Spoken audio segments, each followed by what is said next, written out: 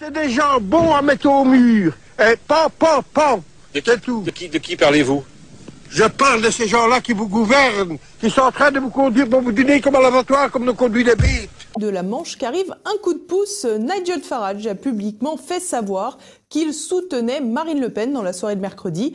Ancien patron du UKIP, le parti eurosceptique qui a fait campagne pour le Brexit, le Britannique, connu pour sa verve au Parlement européen, a répondu à nos questions en exclusivité.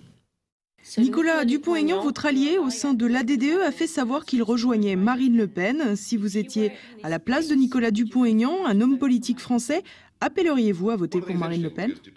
Ce qui est intéressant, c'est que Dupont-Aignan et le Front National ont quasiment toujours été ennemis malgré le fait qu'ils soient eurosceptiques tous les deux. J'ai trouvé que Nicolas Dupont-Aignan avait très bien joué pour essayer d'avoir les 5% des votes et je pense que se rallier à Marine Le Pen contre Macron est la bonne chose à faire pour cette élection.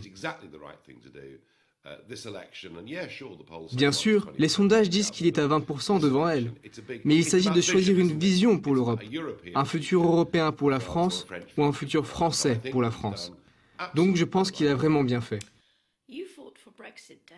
Vous qui avez milité pour le Brexit, vous savez que l'on évoque en France un Frexit. Pourtant, la Grande-Bretagne n'avait pas l'euro et ses relations avec l'Union européenne sont plus récentes et bien différentes. Pensez-vous que la France doit suivre la voie britannique et tenter une sortie de l'Union européenne pour redresser la situation ?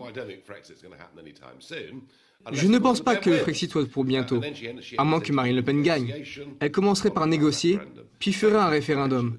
La même tactique que David Cameron a utilisée, mais Marine Le Pen a peut-être une autre vision des choses. Je ne pense pas que la France et l'Allemagne continueront de vivre dans le même espace économique à terme.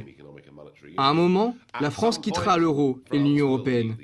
Mais si vous voulez la vérité, je pense que nous avons encore quelques années devant nous.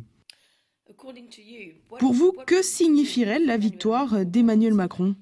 Cela voudrait dire que les tyrans de Bruxelles ont gagné un très fort allié qui veut leur donner encore plus de pouvoir et renforcer ce modèle politico-économique qui a échoué.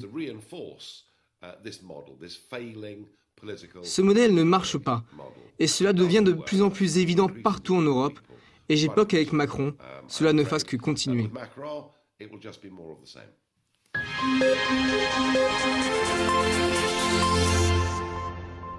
Ça